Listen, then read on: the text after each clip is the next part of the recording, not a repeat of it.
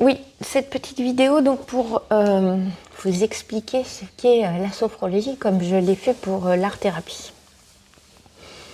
Donc voilà, c'est une pratique qui a été créée par un neurologue, Alfonso Caicedo, qui a voyagé au travers le monde pour pratiquer des médecines alternatives dans les pays orientaux, notamment sur la partie au niveau du cerveau.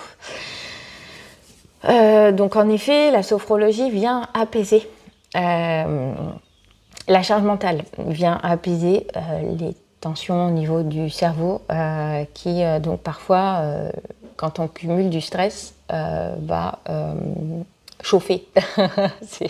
Voilà, pour utiliser des mots un peu particuliers. Voilà, et donc souvent on dit j'en ai plein le dos, ou voilà, j'en ai plein la tête, j'en ai marre, etc. Et en fait, la sophrologie, ce sont des exercices à la fois de relaxation du corps et à la fois des pratiques d'état modifié de conscience avec la partie scan corporel où on bascule sur un ancrage du corps, etc., sur l'instant présent. Et à la fois, on va aller faire des visualisations plutôt de type positive. J'entends, si vous vivez une situation compliquée dans votre vie, n'attendez pas, entre guillemets, qu'elle se cumule, puisque nous sommes dans un état au départ de stress plutôt léger, et plus la situation s'envenime, plus on a un taux de stress intense et compliqué. Ça arrive aux meilleurs d'entre nous, voilà.